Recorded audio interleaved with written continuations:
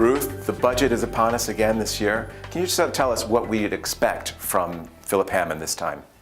Well, Philip Hammond has said budget should be boring, and when you put it into the context of what's going on internationally, globally, within Europe, then actually there's some big unanswered questions like what our trading relationship will be with Europe, what the position will be with migration. And with those questions unanswered, I think his room for manoeuvre is a bit limited. Having said that, we know that the Office for National Statistics is going to be revising the growth forecast for the current year upwards.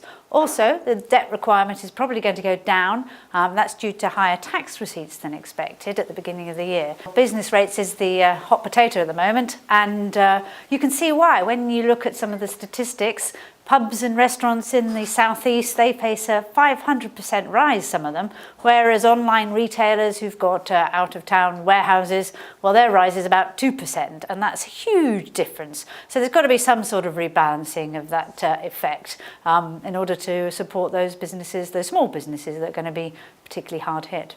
Ruth, can you tell us about making tax digital and what to expect from that? Making tax digital is something that was announced by the Revenue in about 2015 from memory, so we've been thinking about it for a while. It's going to affect smaller businesses to start with. About 5 million of them from April 2018 will have to make quarterly returns of their income and expenses, as opposed to, at the moment, a tax return goes in at the end of the year. The quarterly returns will be quite onerous, I think, for small businesses. The government's latest figure is that it will cost small businesses about £280 extra per year, whereas the Federation of Small Businesses is saying more like £2,700. So that's quite a huge discrepancy, and there's no doubt there will be a cost to the businesses concerned. The next question is, are we ready for it by April 2018? Again, lots of question marks over that. Some of the software providers are saying, they haven't had the right brief from the government yet. They don't know exactly what they're supposed to be doing. It was announced recently as a concession that spreadsheets could be used, but again, they have to be compatible with the revenue software. So quite how that's going to work, we're not sure. Communication is another key issue. Do businesses know about this requirement from 2018? The Revenue have said they are going to concentrate on communicating with the agents so that the agents for businesses know what's happening, and also with the software providers so that they're ready to go in April 18. And can you tell us, who do you think the winners and losers will be from this budget? Well, I think the Chancellor wants to try and boost confidence in the UK economy, and he's already said that he wants more use made of research and development tax credits, so we should be seeing something on that.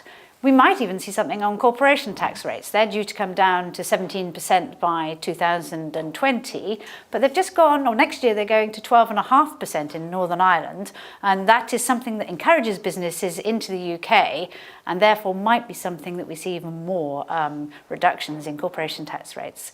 Losers, maybe those investing in their pensions. There's a lot of talk at the moment about maybe higher rate relief going entirely, so it's only basic rate relief for investments into pensions.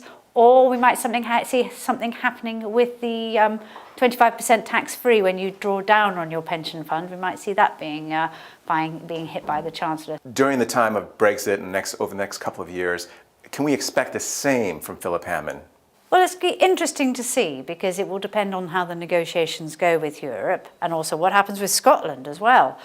It's all very unknown at the moment, and I do have a concern about that uncertainty, because uncertainty is the key worry for businesses. Businesses like stability, they like to know what's happening in the future, and I think the more the Chancellor can give us of certainty and stability, the better it will be for UK businesses, both locally and nationally.